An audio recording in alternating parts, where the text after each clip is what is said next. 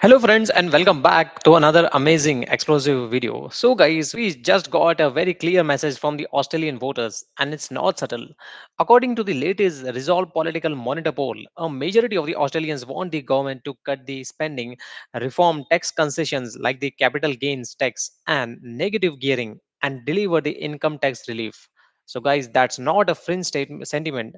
Two-thirds supports the spend cuts, half of them want the income tax cuts, and there is a significant openness to trimming the capital gains concession and negative gearing benefits. So, guys, now let's pause here because this isn't just about the tax policy, this is about the political reality. Treasurer Jim Chalmers is heading into a projected $34 billion deficit, inflation pressures, and global uncertainty. The IMF is also pushing for a broad tax reform, including capital gains tax changes and even a GST increase. But, guys, here is the catch: voters are open to reform except when it hits them directly. Capital gain tax reform, 40% support reducing concessions, and only 17% oppose it. That's a politically workable territory.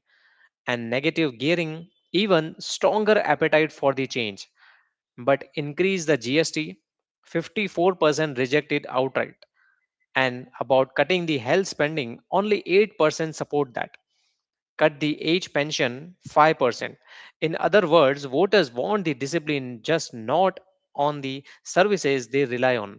And then there is a foreign aid, 53% support cutting it. So, guys, it's not only spending category with majority backing for reductions.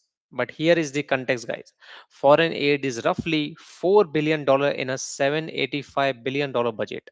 Even if you eliminate it entirely, which isn't realistic, it barely dents the deficit. So when the politicians point to foreign aid as the solution, understand what that is. It's politically convenient, not physically transformative. And what this poll really shows is a public mood shift.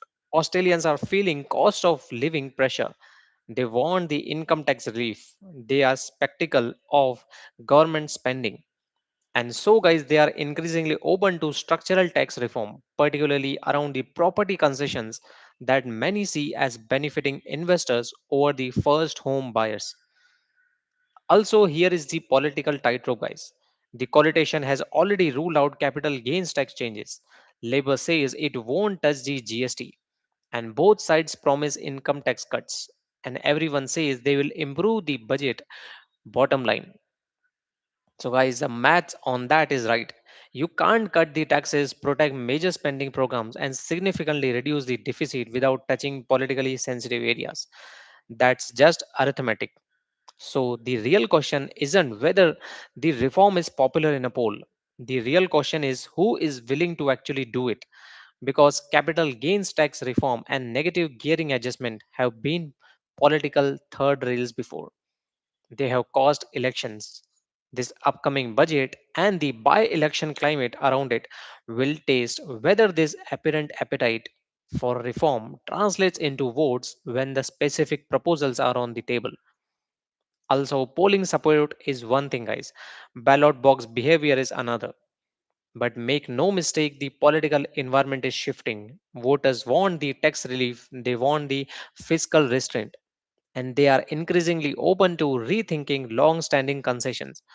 The party that figures out how to balance that equation without triggering backlash may define the next coming elections.